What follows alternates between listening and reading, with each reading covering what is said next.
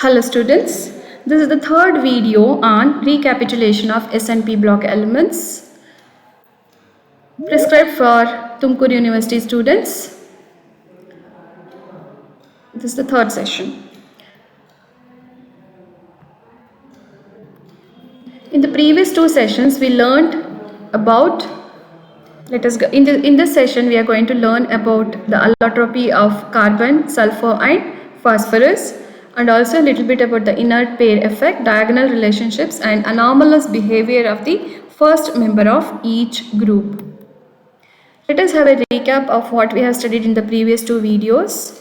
We have learned about the division of the elements into different blocks as S, P, D and F based on Morton periodic law, and we also learned the definitions of periodic properties like atomic radii, ionic radii, electronegativity, electron affinity and also ionization energy.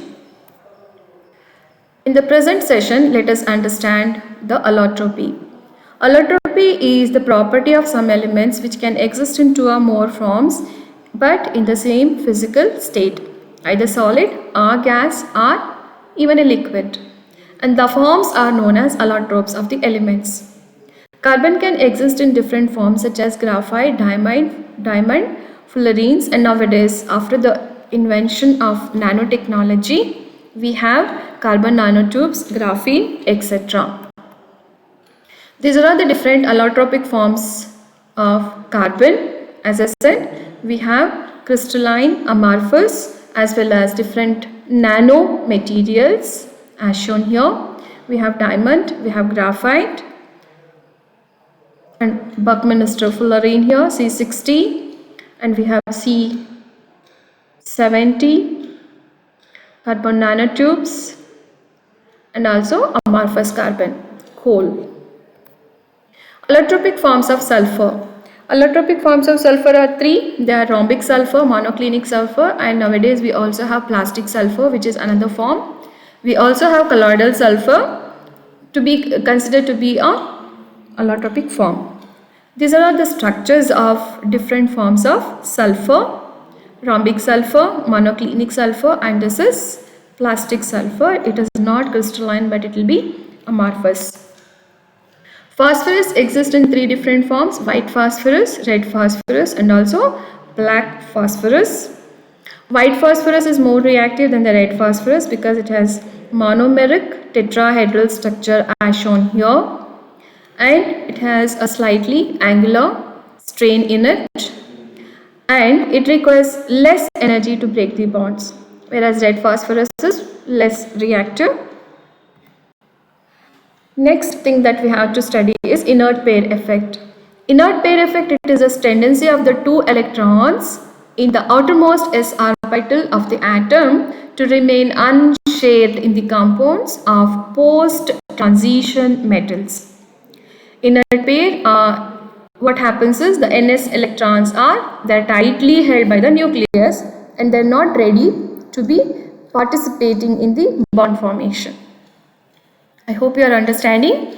In case of some post-transition metals, we have a pair of electrons which are ns electrons which are tightly held by the nucleus and they do not take part in the bond formation.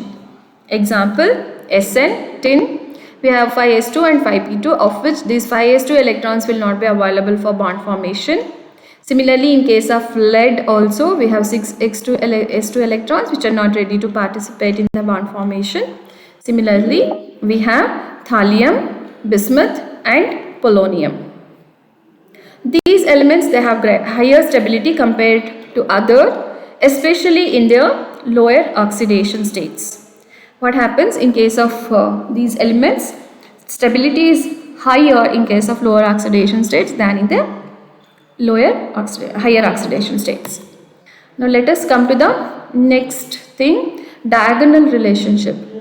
It is defined as a relationship that exists between certain elements in the second period with those elements of the third period.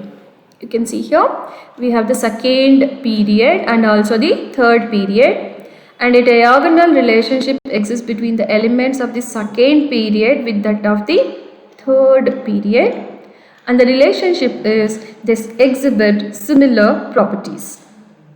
Okay, they exhibit similar properties. Example for such pairs are lithium magnesium, beryllium aluminium, boron silicon, etc. Okay, please remember it is not the next immediate but which is diagonally opposite element that show similar properties. This is known as diagonal relationships. Finally, we come across anomalous behavior of the first member of each group. Every group, the first member behaves slightly differently than all other elements. So this is known as anomalous behavior of the first member of each group. The first member of a particular group of elements in both S and P block elements, and they show different chemical properties compared to the rest of the elements in the same group. And this is termed as anomalous behavior of the first member. And what happens is they display greater ability to form especially PP multiple bonds. So we come across carbon-carbon double bond, oxygen-oxygen double bond, as well as carbon-oxygen double bond, nitrogen-oxygen double bond, etc. compared to the subsequent members of the same group. So this anomalous behavior, once again I am repeating, it is the elements of the second period. They show some differences from the rest of the members of their group. And the properties could be in terms of valency, reactivity, etc. Okay, why it happens is because of their smaller size, large charge or radius ratio, high electronegativity, non-availability of the d orbitals in their valence shells, etc. I have once again noted down the same things. The reason for anomalous behavior of the first member of each group, it is smaller size, large charge or radius ratio, high electronegativity, and also the absence of d orbitals. With this, we have completed the chapter on S and P block elements. Thank you. These are the books which I have referred. Okay, textbook of Inorganic Chemistry, Essentials of Physical Chemistry by Bahal and Bahal. Thank you.